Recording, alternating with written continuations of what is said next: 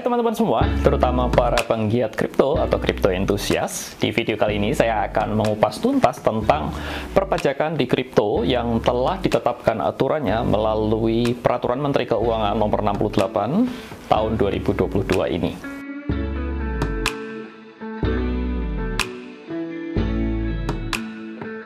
Hai, nama saya Tommy Yu dan selamat datang di JSX Pro ID. Channel ini bertujuan untuk membantu Anda mencapai tujuan finansial melalui trading dan investasi. Jadi pastikan untuk subscribe ya, dan juga follow social media kami yang lainnya, dan juga bergabung di komunitas JSX Pro ID di Discord. Pada tanggal 30 Maret 2002 yang lalu, Menteri Keuangan Sri Mulyani menetapkan peraturan mengenai perpajakan kripto di Indonesia. Dan ini adalah suatu peraturan yang ditunggu-tunggu oleh masyarakat kripto di Indonesia setelah sekian lama nasib perpajakan kripto di Indonesia ini menggantung. Dan aturan ini berlaku mulai 1 Mei 2022 mendatang. Saya pribadi sangat mengapresiasi kepada pemerintah karena langkah ini, dan ini adalah langkah kemajuan yang sangat signifikan. Dan ini menjawab kebutuhan dari para pelaku industri kripto di Indonesia, yaitu tentang adanya kepastian hukum dan tentunya ada kepastian perpajakan di dalamnya.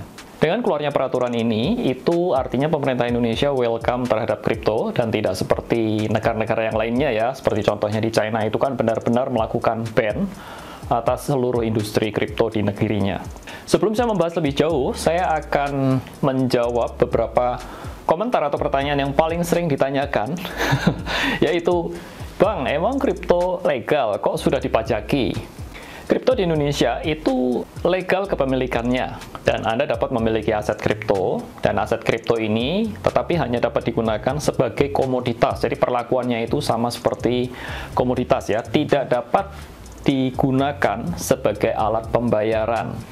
Saya ambil contoh seperti ini, kalau kita analogikan itu mirip seperti emas, Anda bisa simpan emas seperti emas fisik atau emas di tabungan emas ya. Tapi emas ini tidak bisa digunakan sebagai alat pembayaran. Contohnya Anda nggak bisa pergi ke Starbucks misalkan untuk beli kopi atau ke warung beli rokok, itu membayarnya pakai emas. Ya, dan karena sifatnya sebagai komoditas, maka kripto ini masuk ke dalam ranahnya Bapepti sebagai regulator, bukan OJK ya, selama ini mengatur di industri forex di Indonesia.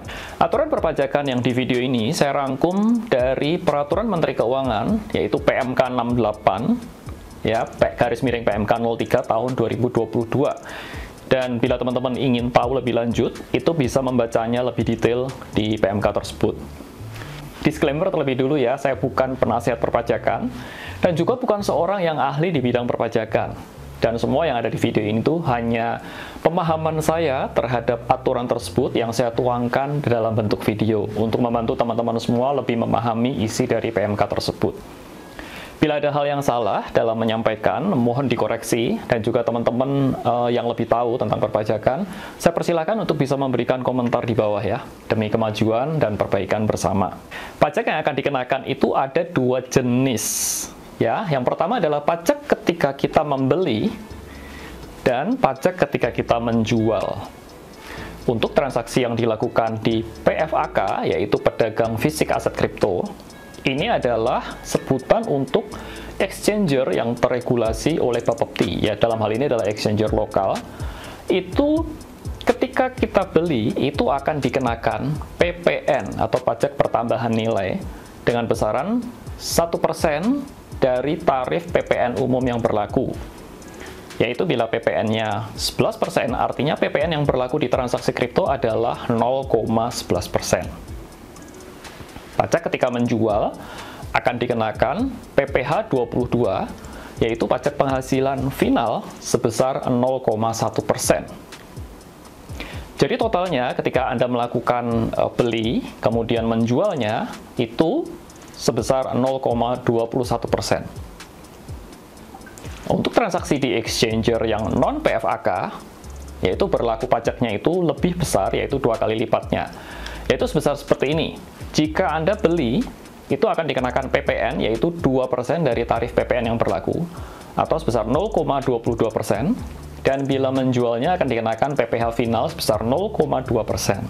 Jadi totalnya adalah 0,42%, atau 2 kali lipat dari tarif exchanger yang PFAK, atau yang terregulasi. Tarif PPN dan PPH ini itu berlaku untuk, ada dua yang saya catat di sini. Yang pertama adalah kalau Anda menjual atau membeli aset kripto dengan menggunakan fiat. Yang kedua adalah ketika Anda melakukan swap kripto, artinya Anda beli dan jual dengan menggunakan aset kripto yang lain. Nah, itu nanti penghitungannya akan kena pajaknya 2 kali.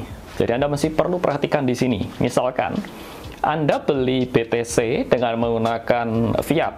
Nah, itu akan ada perlakuan pajaknya. Kalau Anda beli, Anda akan kena 0,11%. Tetapi kalau Anda membeli BTC dengan Ethereum, itu akan kena nilainya 2 kali. Anda akan dikenakan PPN dan juga dikenakan PPH. So, ini yang harus Anda perhatikan. Aturan pajak final ini buat saya sendiri, saya cukup senang dengan aturan ini dan saya dukung karena dibandingkan dengan PPH yang bukan final, misalkan kena PPH 21, pajak penghasilan yang sifatnya progresif itu, kalau dihitung-hitung, kalau kita profit ya, itu akan besar sekali pajak yang kita bayarkan. Ini dari sisi saya ya, sebagai pelaku, sebagai traders, begitu, investor, itu akan kena pajak progresif yang cukup besar nilainya dan harus dihitung lagi ketika kita nanti pelaporan SPT. Dan akan jadi ribet banget karena misalkan kita punya aset di berbagai crypto exchanger itu kan mesti jadi dikumpulin jadi satu begitu. Kemudian kita hitung ulang dan kita harus bayar lagi kurang bayarnya. Dengan diberlakukannya penghitungan PPH-nya ini secara final, kita dapat gunakan kripto ini sebagai sarana juga untuk menyimpan aset. Karena selama tidak dijual kan kita tidak ada implikasi perpajakannya, walaupun kita simpan bertahun-tahun. Untuk proses pemungutan dan juga pembayaran PPN maupun PPH ini, itu dilakukan secara otomatis oleh pihak exchanger. Jadi dari pihak kita sebagai investor itu tidak perlu lagi repot-repot menghitung sendiri. Dan pada akhir periode tinggal kita download saja laporannya dari exchanger, dan dari pihak exchanger itu seharusnya akan menyediakan reporting atau tax report untuk kliennya. Jadi kita tinggal lampirkan saja waktu pelaporan SPT tahunan. Namun demikian saudara, di PMK ini ada aturan yang sedikit berbeda tentang exchanger yang non-PFAK. Ini saya baca di pasal 10, kalau Anda bisa cermati itu dikatakan bahwa akan ada mekanisme penunjukan yang saya artikan seperti ini saudara. Jadi kalau ada exchanger yang luar ya, itu bisa saja melayani transaksi kripto di Indonesia asal mereka membayar PPN dan PPH yang lebih mahal. Dan ini tidak dijelaskan secara lebih lanjut mekanismenya bagaimana. Nah, mungkin ada teman-teman yang bisa mencerahkan tentang hal ini, mungkin bisa menulisnya di komentar. Hal ini penting menurut saya karena kalau di local exchanger itu kan yang PFAK ini hanya bisa melayani spot market ya. Sedangkan bagi teman-teman yang traders itu kalau main di future market, bisa nge-long, bisa nge-short, itu transaksinya kan dari exchanger luar. Nah, ini menurut saya belum ada aturan yang mengaturnya secara jelas.